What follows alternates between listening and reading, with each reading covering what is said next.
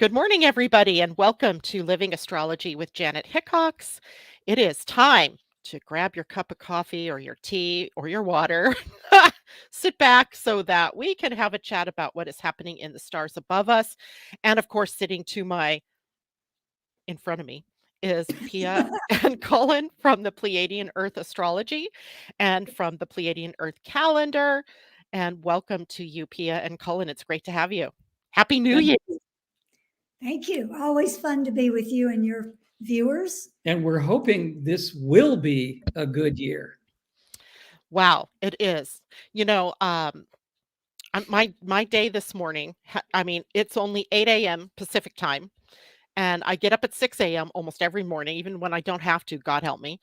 And right from the moment I got up, I had a text from my daughter with a dream that she had. And at the end of the dream, she was talking about a visitation with her brother, Brian, my son, who passed away 2 years ago, 2.5 years ago now. And of course, I cried. I was crying because he had a message for me and blah, blah, blah. And then after crying, I got on, I don't know if it was so cleansing. I don't know what happened, but something like a button or a switch flipped.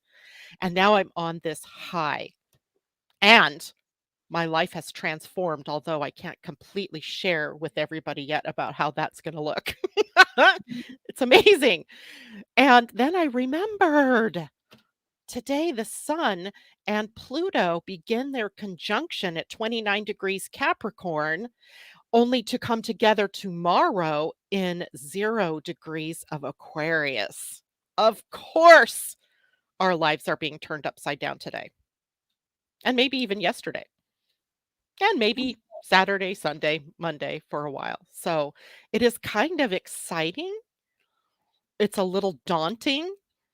And as I was sharing with you two behind the scenes earlier in the week, I was sick, which it's just not in my vocabulary to be sick. But I had to come through all of that this week. And here I am at this other end. We're talking about major transformation. I mean, literally, Sun coming together with Pluto. There's no other way to look at that, especially because they're coming together at 0 degrees. That's what's new, right? That's what's possible. How are you guys feeling about it?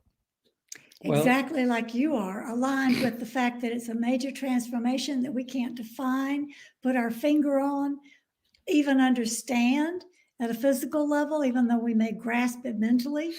It's big. It is. And as you know, my astrological makeup, this could be, drum roll, a major breakthrough for me in these next couple of days. And then when the retrograde happens in September, October, and November, and we go back for a very short period of Pluto in Capricorn, I'm going to be very curious what that effect will have on us. So Yeah. it's amazing that today, tomorrow, the next day could be game changers, we hope, for the next 20 years. I'm just going to share with you guys, my whole freaking life is now changing based on a conversation, a dream, an idea that I wrote in a journal yesterday that was the seed for something. So I want everybody, I mean, I am truly excited by this. I can't wait to be able to share it all, but it hasn't like all come out yet. And I want everybody to look back at their day yesterday, maybe even their day today, and look at it with what is the seed that's being planted for you. And Pluto is right now at the 29th degree, 29 degrees, 57 minutes, right? He's like bullet burn to that 0 degrees Aquarius again. And there's something wherever that Capricorn Aquarius interface is in your personal life, that or in your personal chart, that is what is changing, or where the biggest transformation is going to be coming. Does that make sense to everybody? Yes. So, Colin, I don't know your chart off the top of my head, but if you think about the house that you have Capricorn in and where Aquarius, where that interface is, those are the areas of your life that are transforming. Same for you, Pia, just in a different way, because you're not a Capricorn. Aren't you an Aquarian? I'm an Aquarian Venus star. Venus star Ah, energy is Aquarius, but my sun sign is Sagittarius. My rising and my moon are both Cancer. But I have two planets that are 0 degrees Aquarius in the 8th house, which I know I'm already feeling. that's right. That's right. We talked about this, right? Yep. So it feels like right now, and this is for everybody, that we're coming out of a dark tunnel, perhaps, or we're coming out of a darkness, something, right? Something that needed transforming in our lives. Now, it's happy, happy, joy, joy for me at this moment, but it's not going to be like that for everybody. So don't let me artificially tell you that you're all going to feel as exhilarated as I'm feeling at this moment, Oh, because geez, it might not be that way. we were hoping, Janet, that it was contagious. It could be. It could be. I'm open to that. If you all want to be, in receipt of this invigorating feeling, then you too shall have that. But for most people, transformation comes kicking and screaming, Mm. right? With us not wanting, no, no. I got to tell you, the inspiration that I had this morning was really an idea that was seeded with me almost 2 years ago now. It was after Brian died, and I had gone with my daughter and my granddaughter to see a psychic fair or a metaphysical fair. And this woman just like grabbed on to me and my daughter and granddaughter and said, "Oh, hey, you three need a reading." And she did such a profound reading. And I couldn't see at the time what it was that she was saying to me, but now I do. And I remembered that this morning as my daughter was telling me her dream and as I was telling her mine. So there's these shifts and these morphs that are happening with us, but we don't necessarily have them in our waking life. It could be Mm. something that's been seeded for you in a dream. It could be in your waking life. It could be something, there was something intolerable that was going on in my life, and I didn't know what to do about it. I felt like I couldn't do anything about it. And then all of a sudden, I could. It's weird, so I hope that for everybody, that everybody can transform. And I wanted to know, Pia, of course, now I got to find what I did with my Pleiadian Earth thing. I know today was something. Oh, there it is. Today is 7 transcending. Is that Yeah. correct? We're already there. So if I were dreaming early this morning, because it was just before I woke, I would have been in the 7 transcending energy. Yes, 7 merging different worlds, dream world, waking world, get the message, transcending, getting the message to transcend something you've been stuck with. Absolutely fits. Aha. Because I was thinking about that. That was one of my first thoughts this morning, is that it was 7 transcending. And I wondered if that was a part of it for me. I mean, my normal, I'm a 2 remembering, and I noticed tomorrow's remembering. Mhm. So transcending energy might have been like like a part of my makeup, the part of the week that I was born into, maybe. I I have don't this know. theory, Janet. Larkma has told us for years that all systems are meant to be transcended. All systems. That they're only here for us to get the concept, learn how to work with it, and then transcend it and use it differently. And move on And move on. to a new system or a new understanding. And they told us in 2012 that everybody thought the end of the world was here. They told us in 2012 that a shift had happened collectively that we weren't going to be able to see for a long time. And that shift was simply that everything is available simultaneously. So even though we have these wonderful energies mapped out for us, and we're having 7 transcending today, it could be that we can reach in and grab that 7 merging energy or that transcending energy in any moment, because time doesn't really exist. So we still use this as a system to guide us. But when we feel stuck, we also reach for another energy that fits more clearly. And I don't think that's something we've really talked about much, but I think it's really important now because with Pluto moving into Aquarius, all systems are off. We have no idea what is going to be created, what we're going to create, what we're going to rebel against, what kind of freedoms we're going to find. Everything is up for grabs. And Absolutely. we have 5 days between when Pluto moves into Aquarius and the next new Pleiadian Earth energy 13-day period, which begins in the energy of exploring. What could be more perfect than exploring what we don't know, what's coming next, what we're transcending, all of it. What's You know, possible? that's the day that Uranus turns direct as well. The planet of Oh, boy. rebellion or of revolution turns direct on the 26th, which is the day that you're saying is one exploring. Well, it says that on the calendar. And the day for rebelling against anything that doesn't work, Uranus and exploring, all of that together, it fits. Yeah. And it's an Eastern energy, which is about new beginnings. Well, we've talked about this before, how the Pleiadian astrological system always seems to fit within other systems, that there's a not so coincidental coming together of energies. And this is one of those absolute connections that we've seen and we've discussed with you on your show many, many times. This is another perfect example of how that works. It is pretty amazing to me how the systems sort of dovetail with one another Mhm. and how like each one holds a piece of the story. Mhm. And when we bring them together, we're like, oh, it's just saying it in a different way.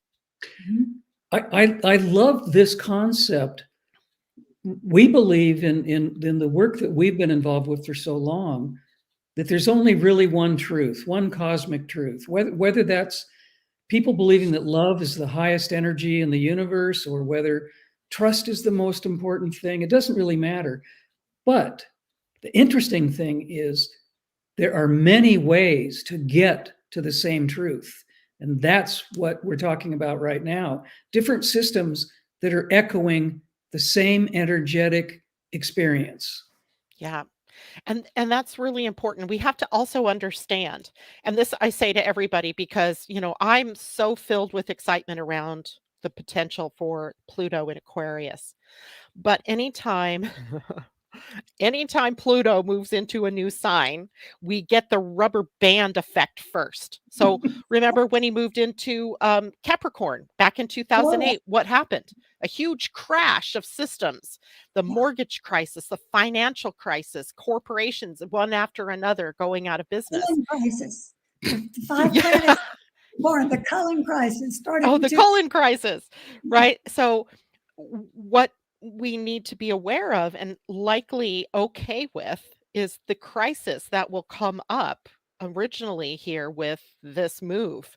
And it's not just this one, it probably would be more apparent next year or at the end of November when he makes his move back. You know, he's going to waffle a little bit this year still. And the reverberation in Pluto and Aquarius is going to be about freedom or lack of it. And what we're seeing is often this move for a lot of people around the world toward authoritarianism. Mhm. And I that just kills me, right? I'm like, no, no, every fiber of my being is like, no, no, no.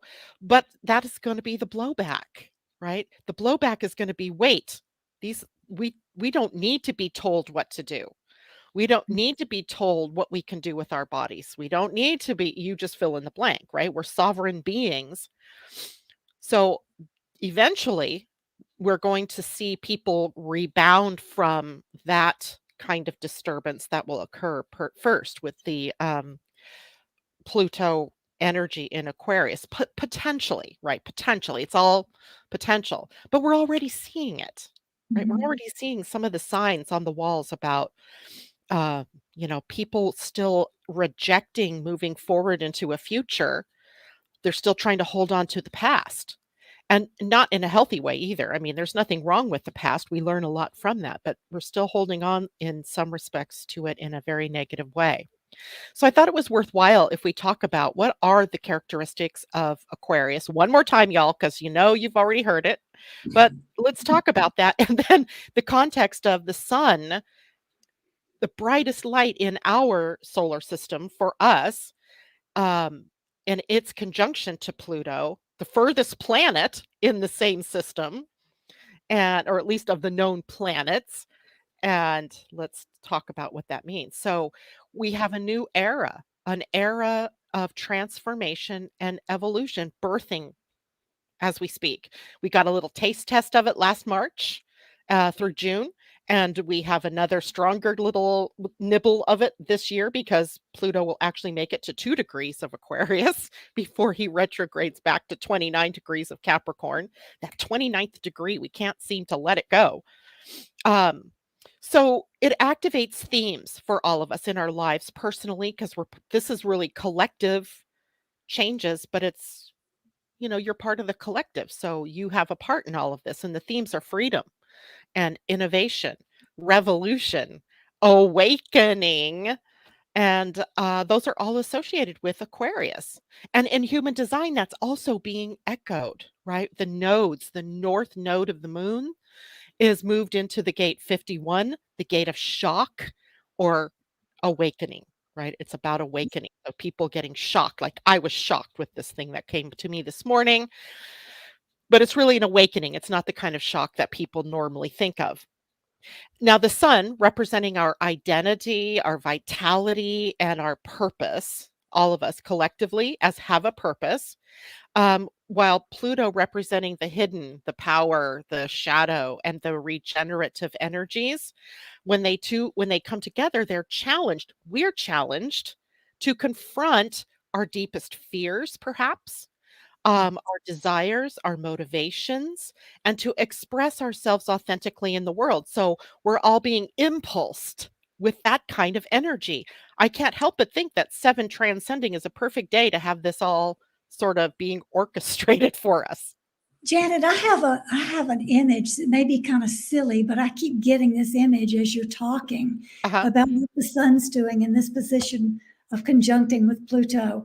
And everybody knows what sparklers are for little kids, right? Yeah, 4th of July parties. Right now, there are 12 sunspots, big ones, on the sun on the side facing our planet. And as you're talking about this, I see the sun, our advocate, waving these sparklers into the dark, going, "Come on, kids, we're going to get this done." Boom! Pay Yeah, attention. yeah. I love it. That's great. And what did we do with sparklers? I don't know if you did this, but I certainly did. Tried to write my name in the air Yes. to keep the Oh, light there, you know? get that energy everywhere. Yes. Yeah. It's a really apt metaphor, I think, for what is happening. Now, for everybody, I don't want people to think it's all going to be this whimsical and this easy because it isn't. It does require us to sometimes let go of the baggage. There's the whole purging part Yeah. first. What are you needing to let go of in order to be able to move forward? That's a big thing. And that can lead us to intense experiences, dreams, revelations, changes that force us to let go of what no longer serves us and then embrace our true potential after that. Yep, Absolutely. Sounds so easy, right? I say it and I'm going, "Oh, yeah, that's so easy." Wrong. Well, the idea that everything could come up roses during this new association between Pluto and Aquarius, you've already, both of you have already mentioned this, that it doesn't mean that there aren't going to be challenges, setbacks. I think we have to remember that there will always be chaos. Mm. Chaos is always in the background because chaos is what causes change. And we have to look at chaos as a positive element, not a detractor or not a negative idea.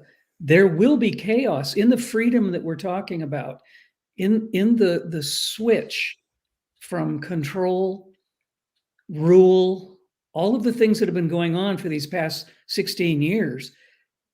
Chaos will be part of that design in order for us to move into what we want, what we're looking for, and most importantly, what we're going to create together. So chaos is part of the mix. And I think it would be absolutely silly to bury our heads in the sand like ostriches thinking, oh, this new association of Pluto and Aquarius is going to be just this dandy, wonderful picture. Goodness is going to come out of it, but we're still going to have to do our work. We're still going to have to be, we're still going to have to be diligent to use what energies come to us to achieve what we're wanting to achieve. Yeah, right. We have this great disturber of the force right now. And chaos, as you're talking about, chaos is something that we, kind of we want to back away from. But it's that chaos that brings the decay to the surface so that we can see it, so we can replace it, regenerate with something different. So we want chaos to be able to do the job of bringing up what more is possible and simultaneously helping us to see what isn't working anymore. And that's really Pluto's job in the whole pantheon and archetypes of the planets, is to return us to empowerment. And maybe in some ways to remind us that we're the creators of the chaos even, right? He's not out there creating the chaos. He's just showing us that what we've created isn't sustainable or isn't helping us, isn't transformative enough. And, he drops the mic on us, right? And says, boom, you need to change. I think And we change. We do it slowly, perhaps, but I don't think this is going to be one that, let's see, Pluto is here in Aquarius until 2044, and I dare say this world will be completely different at the time we get to the end of Pluto's transit through Aquarius. So it's exciting. It's a little daunting and scary because we don't know. We don't know. Well, one of the biggest things that's going to change is our belief systems. Because right now we are entrenched in, well, when this happens, then this happens. That's just the way it's always been. And I don't think it's going to line up like that anymore. I think we're going to be creating new belief systems around potentials and possibilities that occur that we've never even considered. I think you are absolutely right. We also have to remember, now this is a little bit more future looking, like next year future looking. Neptune is going to move out of Pisces, where things, he's kind of kept the lid on some stuff, right, from exploding outward all at once. But when he moves into Aries, all bets are off. Right? Aries is a sign of new, bold, forward momentum, pushing outward energy. So here's where the potential, I think, comes for a new ideology that has to come up for us in order to move forward, to survive, to thrive. We're going to need a new ideology, not one born out of, and I don't like to bash religion, but not one born out of belief systems that are caught up in some old paradigm. We're going to have to move beyond that. We're going to have to move to a fusion, if you will, and I think it's already happening, of spirit and science, right? That's where our saving grace is going to be, where we can meld these two. You can even think of it as the two hemispheres of your brain, one logical, one creative, but let's blend them together so that we can move forward, which means we have to let go of a lot of belief systems. Well, to do that, we have to move beyond the cultural view of everything is separate and specialized, because science is, we're focusing only on this. That's it. We're going to do this paradigm and study it and see what we discover. Just like medicine, which does the same thing, which like religion, which does the same thing. We have to move into something more holistic that sees, as you said about the brain, the whole picture. Yeah. What were you going to say? Well, everything has become compartmentalized. Science and medicine has separated everything. Each school of medicine or science believes that what they're studying is the end all, the most important. And if they're successful at figuring out whatever the heck they're studying, they're going to have the answer. We've been going in the wrong direction for 300 years. It's not compartmentalizing each little thing. It's, as Pia just said, it's putting it all together. It's holistically combining all of the aspects and coming up with the big picture, the big understanding. And I think the new technology that we're looking for, that will hopefully come in this next 22 years, will be part of stepping away from that boxing or compartmentalizing things and having a much wider vision, a much wider perspective. Oh, yeah. And I think that is what's going to create a much more humanistic technology for all of us. That is so absolutely spot on, Cullen, because here we are. What is this, 2024? We are 3 years away from what in human design is a huge evolutionary leap that happens within our energetic matrix of the human, right? 400 years ago, we entered into a time, an incarnation cross. Don't get me caught up in terminology, but a time of administration where logic became king. And we were compartmentalizing, categorizing, and trying to, bureaucracy grew out of that. And, we have all of our ducks in a row, so to speak. And this person over here can't get done anything unless they go through all of these different clicks to get down here. And we built a monster, a behemoth, and it's not sustainable. So in 3 years, when we move into the next iteration for the next 400 years, we move into one that is much more cohesive, that is much more about blending all the hemispheres and coming up with a different emotional picture of what the world is all about. It'll be called the Cross of the Sleeping Phoenix. Take away what you want from that because the Phoenix is about transformation. So I feel like it is going to be a time where there is a lot of potential for transformation that becomes more unified, right? Bringing us into more unified, fields of energy. But that doesn't happen in 2027. We just start to find that being the primary energy that we are building toward. It'll take 400 years, of course, until we get to the end of that and we see the impact that that has had. Just like right now, we're seeing the impact of what all of this categorizing and bureaucracy has wrought, right? So now we're going to have to move that into something that's much more sustainable. Yeah, we've really used what we thought was amazing science for all these years. I picked 300 years. You suggested 400 years. I see that all as in the same ballpark historically, but we've used all of this information, not truly getting us where we want to be.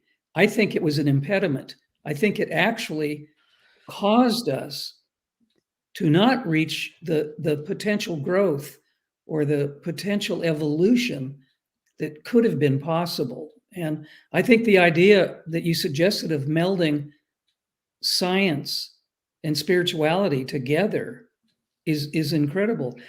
I had a professor back in the 60s who I really liked. He was a physicist. He's still here. And his name has been cropping up on the internet lately. His name is Amit Goswami. Oh, yeah. And he was, I'm getting goosebumps even speaking his name. He was so far ahead of the curve. He was saying in the late 1960s in his classes that there was something wrong with science. This was over 50 years ago. He said, we have to merge spirituality, humanism, and science together in order to understand the universe that we live in. And he wrote a series of books that were incredible about doing that very thing, melding these different ways of seeing the universe. And he did something in the 1980s. he had already written, and most of his books were written for the lay public, not for physicists or scientists. He was trying to help the collective understand the true meaning of quantum science and physics. In the middle 80s, he decided that he wanted to write a new book. He'd already written many, many books. And he invited a bunch of people together at, I think, if I can recall, at a Unitarian church, some sort of neutral meeting place. And he had a discussion with this group for about 6 months, every Sunday for a half a year. And he said, I want to discuss my ideas with you, and I want feedback. I want to know what you think about what I think, which was a revolutionary idea. And so he wrote a book, and I'm sorry, I can't tell you what the title is right now. I don't remember, but that book was especially written for the lay public about changing the way we look at science, religion, and spirituality. And for some reason, he has to be in his late 80s at this point. Yeah. He's coming back into the public eye for some reason. And I don't know if he has a new book that he's working on or why he's coming back, but something's up about this man. And I am so happy because he was an absolute game changer in the idea of physics, quantum physics, and spirituality. That's amazing. He's coming back because Pluto is moving into Aquarius, right? Because now the collective is ready maybe for a better, deeper understanding of what it is that he's saying. I think you're absolutely right. Yeah. You know, it's always funny because you can go back through a time period and you can look at who were the mentors or who were the big names that really impacted us positively. Also the ones that had a negative impact, because they will show us what the highest energy vibration is and what the lowest or shadow fear vibration is, that encompasses or embraces that time period. So all of the people out there that we see in our lives, they're holding some kind of energy for us to look Yep. at, to look up to go, okay, no, I see the shadow there, I'm not going to be that person. So it's all to our service. And it's interesting to find somebody like that who is so cutting edge science, different way of thinking of science, and bringing the fusion of maybe science with spirit into this now moment. It's amazing.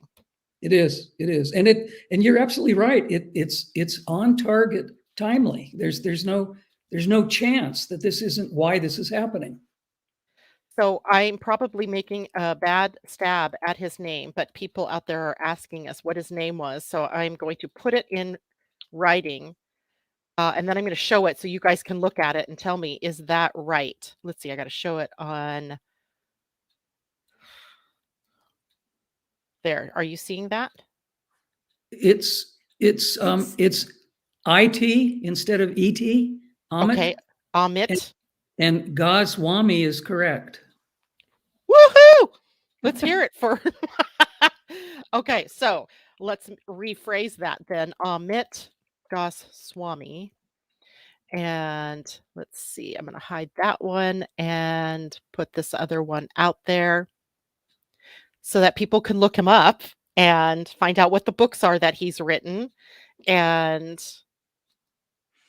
also, Janet, I have his latest newsletter that I'm going to include as a link in our newsletter that'll be coming out this coming Sunday. Okay, good. Maybe a few days after Sunday, I don't know, sometime after our live call on Sunday. I'm going to put his link in with our live call for people to read his his newsletter, because I think it'll share what we're talking about here. Okay, good. And let's give people an idea of how to get your newsletter in case they're not on your list. So they would go to larkma.com. larkma.com. Yep, just sign up for the newsletter. It's free. There we go. Oh, I just posted that up. And maybe I'm wrong about the last letter of his last name. It's probably I instead of Y. Okay. But It's if you put it in the way that we've spelled it, it's close enough. it's gonna correct it for you. It'll say, "Did Absolutely. you mean Amit Goswami with an I on the end?" Um, or something to that effect. So hopefully that gives us, because I think that's something that for this audience, right? They would be open to this. And I like to look at the signs that we see in the outer world as like little signposts, markers along the way that kind of give us an idea of what some of the energies are that are lining up. And one of the biggest scientific headlines in recent memory has been about scientists achieving, in a minuscule way, fusion, nuclear fusion, as opposed to fission, which is, where we've been. In fusion, there's much more energy created. It's much safer as far as I know, and, creates the potential for us to have a sustainable energy source coming in the future. And what have we just been talking about? But the fusion of science and spirit, Mhm. right? So fusion, we're seeing the word fusion out there in the world, or at least I see it coming across my news feeds. And we're talking about the need for fusion, and I wanna say that that's another big Pluto, Sun conjunct Pluto even message that we're getting just as the 2 of them move into, I mean, they're hand in hand, arm in arm moving into Aquarius. What does that tell you? Well, it's Well, certainly the energy of today, universal energy of merging. Seven energy is all about merging, fusion, exactly what we're talking about. So we're talking about this today on purpose. we thought we were gonna talk about God knows what. Somebody mentioned that here we were talking about chaos. I think it was you, Christine, and we've all purposely dressed in blue, like the calming colors of blue. But I want to assure all of you that we do not match our outfits on purpose. It's just funny to see how it works out. I told them behind the scenes this morning I was going to wear peach. I reached for my shirt that I wanted to wear, and I ended up with this one, as if some invisible hand moved me to wear a much more peaceful, calming color. It's so appropriate, Janet, because the Pleiadians tell us that blue is the color of trust. And I Ah, think moving into this time of chaos and change and unpredictability, trust is the perfect energy to surround ourselves with while we're stepping into this. absolutely. So I have a couple of questions for you. And so I think we're kind of done with the transformational part of this today, maybe. We can come back to it if people have questions. But I noticed when I was looking at the calendar that we've gone through a Venus star change that actually was on the first day of the year, the calendar year. Can you tell us anything more about that Venus star? And it was also with a Venus phase change. Let me get to the calendar and look so I can see what's up with that. It's a star. It says Venus star. We're Yep. right there. So the Venus star right now, uh, the Venus star is in Leo as the morning star, and we came into this year 2024 with that energy because that changed over in August, and we'll stay there until June 4th. June 4th, the Venus star changes to Gemini.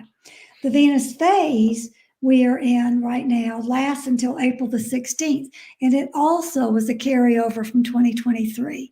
It was the energy of surrendering and discovering. We carried it over into 2024 because we're still surrendering the stuff we need to let go of and discovering what comes next. And we will move into immersion, into what newness, unpredictability, all kinds of things we're talking about with the Aquarian energy on April the 16th. So the Venus star is in Leo. Right, Interesting with Pluto going into Aquarius, the opposite sign. right. Mhm. Any thoughts about what is the Venus star's purpose in Leo? Do you know? I mean, do you have an Yes, idea? What do. The Venus star in Leo is all about shining light into dark places and letting your own light shine. It's about being aligned with light, letting yourself be seen, letting yourself shine, aligning with wherever you find the light. All those things are why Venus is in Leo right now. So I see, even though it's an opposite astrological position, it's the perfect place for Venus to move. I mean, for Pluto to move out of Capricorn into Aquarius. That's what I was just going to say. It's another one of those spooky coincidences. The diametric challenge of these two energies is happening exactly appropriately at the same time, because what we're going to see through Pluto and Aquarius is bringing more light, bringing more truth, bringing more freedom. I see those elements as the same thing. It's absolutely purposeful and contingent on each other for this huge change that we're about to enter. It's also important to remind everybody that the Venus star and the Venus phases are not your Venus at birth. It has Right. nothing to do with that. It has to do with where Venus is collectively in the sky. And even though we have certain attributes personally that are aligned with where Venus was when we were born, it's where the Venus star was when we were born, not where Venus was placed in your birth chart, your natal chart. Right. So They're different mechanisms there. Exactly. Different systems. This particular system is the one that's aligned with Pleiadian-Earth Energy Astrology because it's based on the 260-day rotation of Venus around the sun, not the 365-day rotation of Earth around the sun. And I think that's important because Venus is showing us, teaching us about duality, how to use it properly. We have misused duality on this planet to separate and divide every possible way we can imagine. And Venus is showing us, hey, we're still one star. We show the evening star, we show the morning star, but we're still one energy. Learn to look at opposite perspectives and harmonize them. So it's a really important thing to consider from that perspective. And moving out of the phase of surrendering and discovery is all about shaking us up to let go of anything that has kept us stuck. Surrender it. What is that next phase after surrendering and letting go? What is that? We move into immersion, starting into something different. Nice. Starting into, okay, immerse yourself into what's coming next. I love it. And it's also interesting to note that Leo and Aquarius, as opposites of one another, Leo rules the individual and the heart of the individual, where Aquarius rules the group or the community or the, the masses, if you will, and the heart of the masses, the heart of the collective, the heart of the individual, and how do we blend those? Because each person is an individual. And somebody out here this morning said something about a tapestry. Who was it? I'm looking back. And by the way, we got an update on the right spelling for Amit Goswami's name. Thank you very much, Amy, for bringing that to our attention. But anyway, somebody was talking about it being like a tapestry or something, where a quilt, where all the pieces have to come together. If you have, it's made up of individual pieces.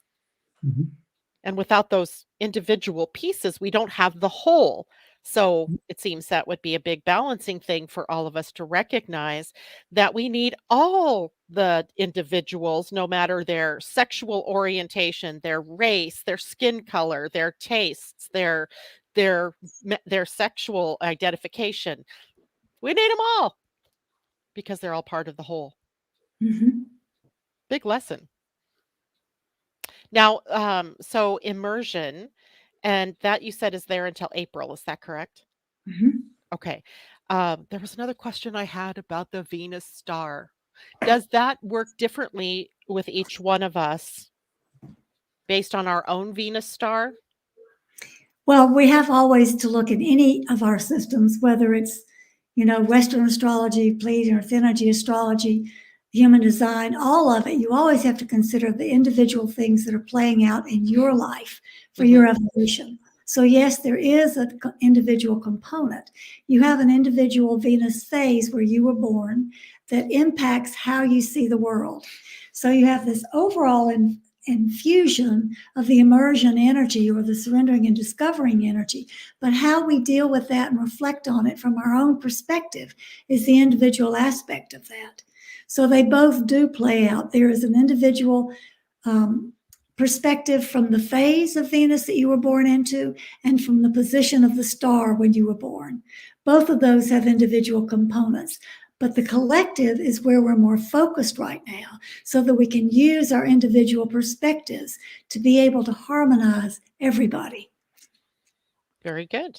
Very good.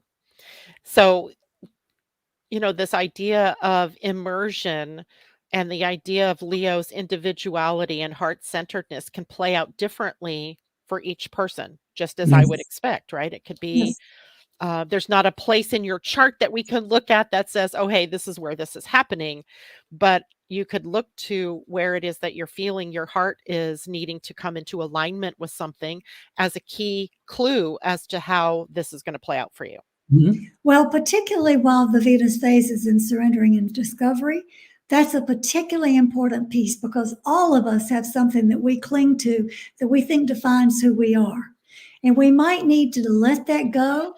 That might be one of the things we need to surrender. And instead of being prideful about I've achieved this or because I haven't done that, we might need to let go of our perspective of who we think we are, who we believe ourselves to be. That's probably the biggest. I just want to interrupt you. You can keep going. That's probably the biggest belief system we need to abolish. The belief system of I am. So while Venus star is in Leo and while the phase is in surrendering and discovery, it's an excellent time to look at where your tender points are. Where do you feel triggered? Where do you feel like you have to defend yourself? Well, this is who I am and this is what I've done. When can you let go of that and just become part of the whole? Very nice. You want to hear another kind of quinky dink? Is that Yes. you said in June 4th, I think it was, that the Venus star becomes Gemini. And that's literally just a month after Jupiter, the planet of growth and expansion, moves into Gemini. Well, there's a Venus phase change on June 4th also. We move Woohoo! from immersion into transmutation. Oh, wow. Okay. So June 4th is going to be a big day. So the Yeah. Venus star goes into Gemini. We move into transmutation. We have And all that the other. means Jupiter in Gemini is causing mass growth in all things Mhm. Gemini, communication, the mind, air, how we interact with one another, how we travel even. Ooh, that'll be interesting to see. I don't know about Um, anybody else, but we're certainly doing a lot of travel that's not necessarily in these bodies. I'm sure everybody out there can kind of feel a connection to that on some level because Yep. our dreams lately, I hear not only from my own family, but from, other people about that sense that they have been somewhere else. A person in my family who is typically very non sort of spiritual. I mean, he's spiritual in his own way, but I mean, he's not usually like, us girls talking all about this stuff. Says this morning, I had a dream about my dad last night. His dad passed away a few years back. And he said, but it wasn't like a dream of my major importance. It was very mundane and it made me feel like I had traveled to a parallel universe.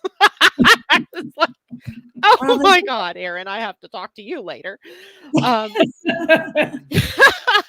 because I don't know how many times over the past few months that I've felt that very same thing, that there's something going on in my dreams that weren't necessarily like in my own psyche, but Mhm. have have a feeling of being traveled to a different parallel, a different Yes. reality.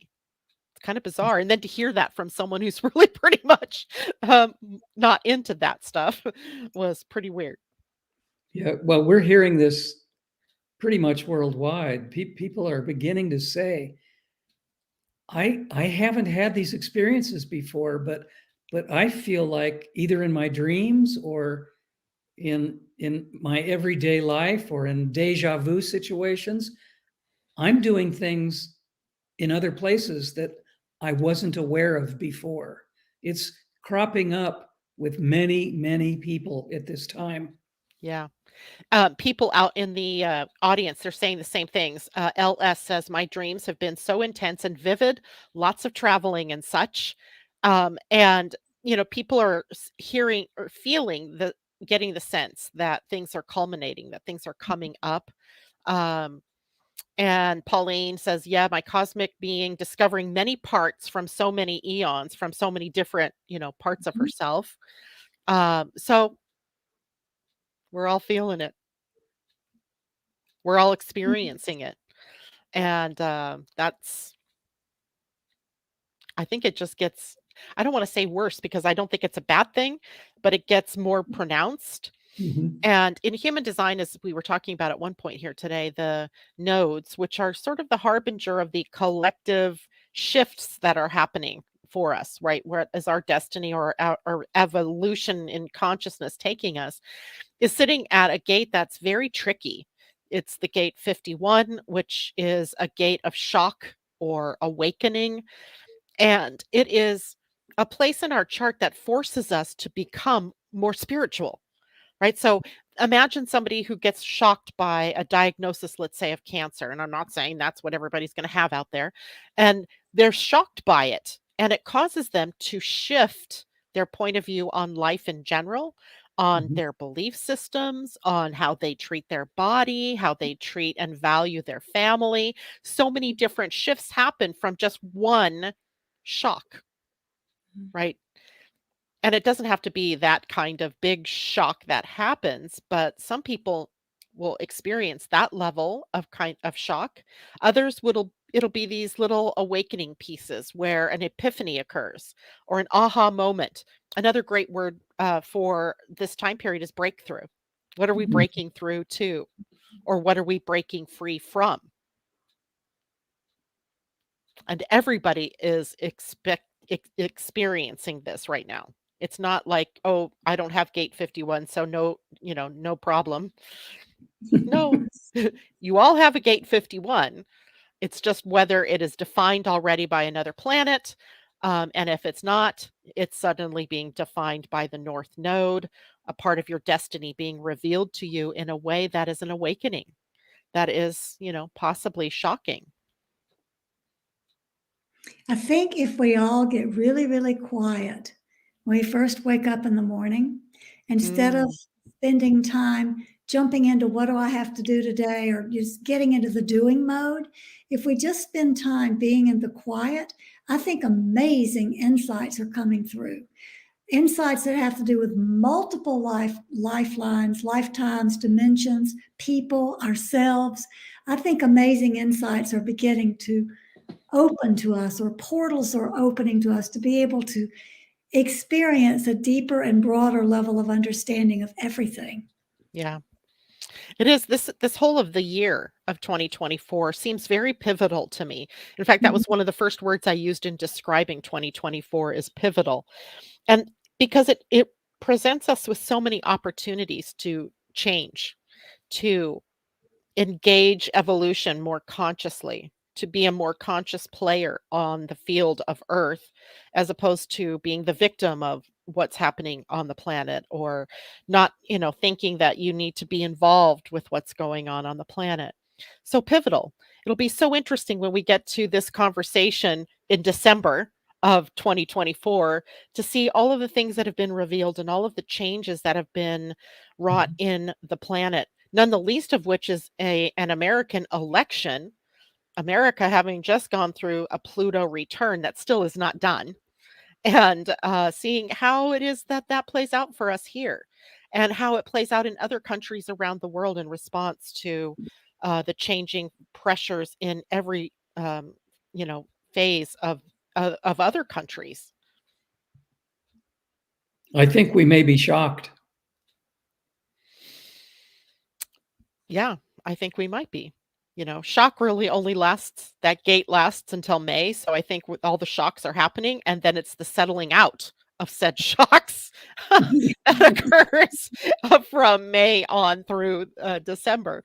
But I mean, obviously, that still keeps going. It moves on into other gates, and it's interesting because after that we move into energies of fear or fear producing, let's say, the potential for fear producing gates in our human design as the nodes keep shifting, throughout this 2024.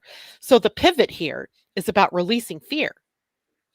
It's all about letting go of the fear of the future. It's not, so many times we've, faced Armageddon or somebody's idea of what, how many times have we heard that a specific date the earth was going to end?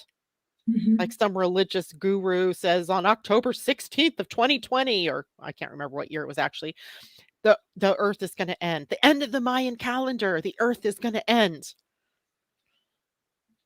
And we're still here, Yes, we are, very right? much. We're You know, still learning. It's amazing how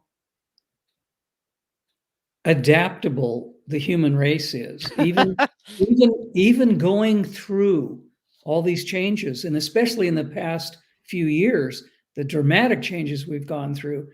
We're still here. We're still learning. We're still evolving, and there's no reason why that cannot continue. oh, yep, We're exactly right. we're Exactly right. capable. We're capable of so much more than we've ever imagined, and Yeah.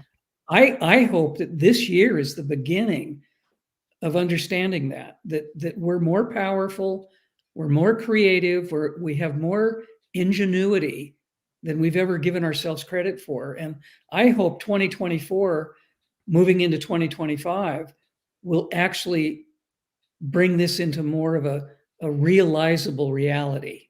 And I think we're poised at that place where this can actually begin in a completely different way. Yep. And it all has to do with perspective. It all has to do with perspective of, do we Absolutely. really need to be afraid of what we're told we're supposed to be afraid of, or do we just pass through it and do the best we can do? Well, in human design, we say exactly that. Feel the fear, but do it anyway, especially if Mhm. it's something that is a false evidence appearing real kind of fear, like I'm afraid to speak up, or I'm afraid to, write that book or publish that book. Those kinds of things are false fears. They're just more egoic sort of fears. Now, certainly if, you're faced with real danger, that's a different kind of fear. Mhm. But most of us are not facing that kind of danger on any given day. I mean, some people around the world do, but for the most part, we've taken fear to a whole new level. We've made it something like, that we have to avoid or that we have to be afraid of rather than something that we need to face and ask those questions about, well, what is this fear about? What would happen if I got to the other end? What happened if I published that book? Right? Yeah, I think almost all the fears that we face are simply imaginary. Yeah. They're they're they're they're they're in our minds. They're not really part of who we are. It's a loop of, uh-oh, this is going to happen, or this is going to get worse. And I think if we rely on our hearts and that ever important idea of trust, we don't have to be the fearful people that we thought we were all along. Absolutely. Now, here's the thing, fear is in your DNA. It's in your DNA because it's a survival mechanism. It's how we have survived. But the point about becoming conscious co creators is the whole idea that we can look at fear and we can determine, is this something I really need to be worried about or anxious over or, afraid to do? Or is this just an artifact from my typical response to change or having to move into a different territory kind of thing. Yep. So asking those questions helps us to understand, do I really need to be afraid? Is this mortal danger that I'm in if I do this speech? Yep. If I put this product out, is it, you know, going to be something that is going to kill me? Mhm. I Good mean, point. literally, it's ridiculous sometimes, right? The things that people are afraid of. It is. I mean, if Pia and I looked back in our lives, in many of the things that we've decided to do in publishing, or telling people that this is really who we are and this is what we do, honestly, most people wouldn't have done what we've done because they would have feared ridicule, insanity, um, a huge list of things that could have happened to them. And Being labeled a heretic. yeah, absolutely. And I think we just have to do what we believe in our hearts is right. And I think we can't go wrong if we do that. Yeah, absolutely. Pauline says, we fear our inner space and our emotions, but trust our thoughts and beliefs. We need to merge them in the heart to observe more through courage. Well That's said. Absolutely. very well said. And good morning, Teddy. I see you out there now. Let's do this because it's at 9 o'clock already. Do you have your cards handy, Pia? I did something a bit different today, Janet, because we're I love always it. looking for cards. This morning, before we started the show, I sat with the card deck, not knowing what we were going to talk about, and said, give us the message that we need most to learn today. And I pulled not one, but two cards, because often we do two cards. Uh-huh. And here's what I got. I can't wait. Healing change. Remember, the only constant of the universe is change. You are always changing. The other one is relationship attachment. Release your attachments to anyone or anything. That's the two cards that I pulled for us for today. Without even knowing where we were going. Right. Yep. Pretty the deck profound. amazes me when you just turn it over and just say, what do we need to know most? It's really astounding. I'm amazed all the time when I do card readings on the show at the end, usually, how it follows or tracks with everything that we just talked about and kind of validates it. There's a magnetic pull somehow. The energy is out there of what's going to happen or what is transpiring. And when we touch the deck, we maybe tap into or transfer some of that energy, and the card just magically shows up. I would believe that. I absolutely would believe that. Oh, So I would think that Larkma would say it's Pleiadian stardust. it could be. It could be. So anyway, thank you both so much for being here with me this morning. It has been a pleasure as always. Is there any thing that you need to let the audience know before we close up for this morning? I don't think so, except hold on to your hats. Here we go. Woohoo! We like this, right? We will be together again in February. It looks like it would be the 16th. Yep. That would be our 16th. third Friday. So I look forward to seeing you both then. And thank you all, audience, for joining us this morning and for all your wonderful comments. I know I read them. I don't always get to say what everybody's talking about. But thank you for being a participant. We love you. Have a great day. Bye for now.